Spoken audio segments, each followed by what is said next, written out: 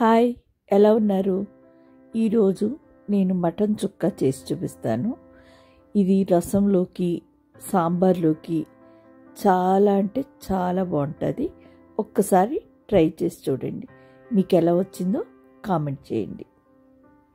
ముందుగా ఒక కడాయి తీసుకుని దానిలో ఎండుమిర్చి, ధనియాలు, మిరియాలు, జీలకర్ర, సోంపు, యాలకులు, దాల్చిన చెక్క, లవంగాలు, స్టోన్ ఫ్లవర్ వేసి సిమ్లోనే వేపండి. కంప్లీట్గా సిమ్లోనే వేపండి. ఇది కొంచెం వేగిన తర్వాత కొంచెం కరివేపాకు వేసుకోండి. మంచి సువాసన వచ్చే వరకు వేపుకోండి. బాగా వేగిన తర్వాత దాన్ని చల్లార్చి మిక్సీలో మెత్తగా పొడి చేసి పెట్టుకోండి. ఇప్పుడు కుక్కర్ తీసుకుని దానిలో ఆయిల్ పోసి వేడెక్కిన తర్వాత మటన్ వేసి దానిలో కొంచెం ఉప్పు వేసి బాగా కలుపుకోండి. ఇదంతా హై ఫ్లేమ్లోనే చేయండి. మటన్లో వాటర్ బయటకు వచ్చేసింది చూడండి.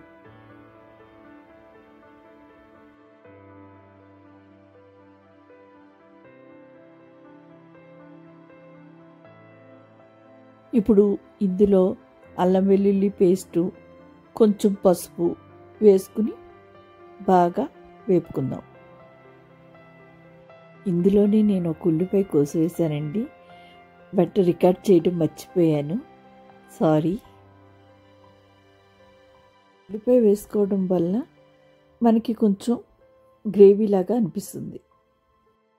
మటను ఆయిల్ వదిలేసే వరకు బాగా వేపుకోండి.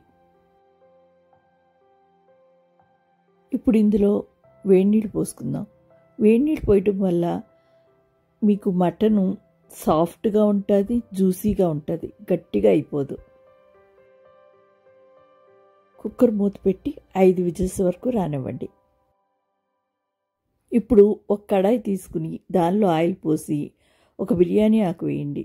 దానిలోనే పెద్దగా కోసిన ఉల్లిపాయ ముక్కలు, కరివేపాకు వేసుకుని బాగా వేపుకోండి. బాగా వేగిన తర్వాత మటన్ వేయండి. మటన్ కూడా వేసి బాగా కలిపి మీడియం ఫ్లేమ్లోనే వేపుకోండి.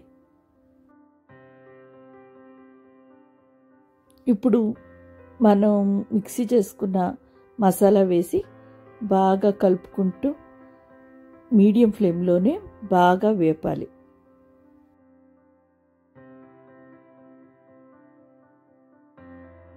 చూడండి ఎంత మంచి కలర్ వచ్చిందో.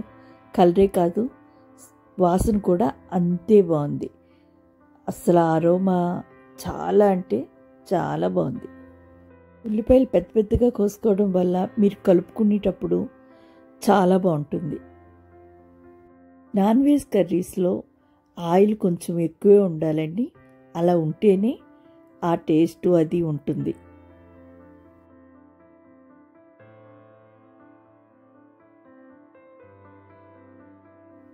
ఇప్పుడు ఇందులో కొత్తిమీర వేసుకుని ఇంకొంచెం సేపు బాగా వేపుకోండి.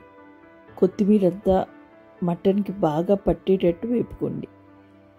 అంతే, అయిపోయిందండి మన రెసిపీ. ఒక్కసారి చేసి టేస్ట్ చూడండి, మీకు పక్కా నచ్చుద్ది. ఇది నా గ్యారంటీ. మీరు ఇంట్లో ఒక్కసారి ట్రై చేసి మీకు ఎలా వచ్చిందో నాకు కామెంట్ చేయండి. చేస్తారు కదా?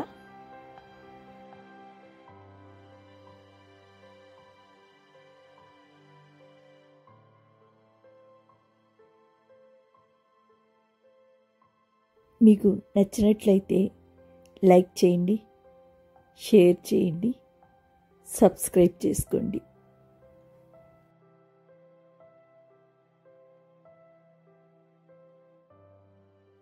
ప్లీజ్ సబ్స్క్రైబ్ చేసుకోండి. Thank you so much.